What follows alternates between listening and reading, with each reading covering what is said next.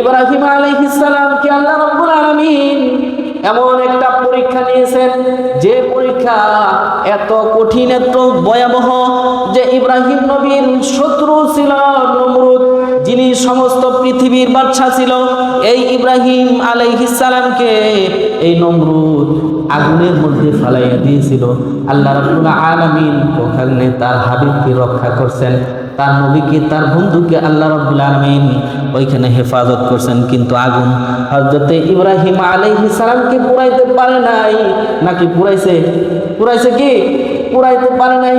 এমন একজন নবী ছিলেন, আগুনের মধ্যে 40 দিন পর্যন্ত আগুনের মধ্যে ছিল, ওইখানে তার একটা লোম পর্যন্ত নমরুদের আগুনে পুরাইতে পারে নাই।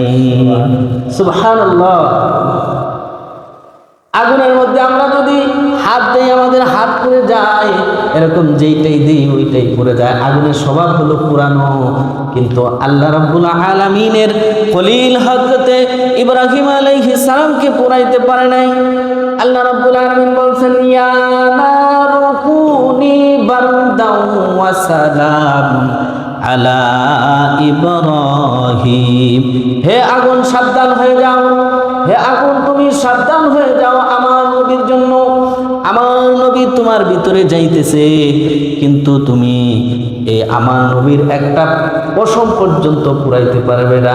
এমন হয়ে যাও যে তুমি আরামদায়ক হয়ে যাও। সুবহানাল্লাহ। আল্লাহ তাআলার হুকুমে ওই নমরুদের আগুনের মধ্যে যে ইব্রাহিম আলাইহিস সালাম পড়লেন, আল্লাহ তাআলার হুকুমে আগুন এরকম হয়েছে যে ইব্রাহিম আলাইহিস সালামের একটা লুমও পুরাইতে পারে নাই।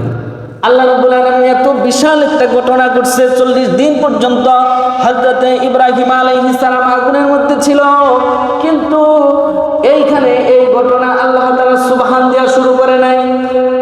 এখানে আল্লাহ রাব্বুল আলামিন সুবহান বলেন নাই।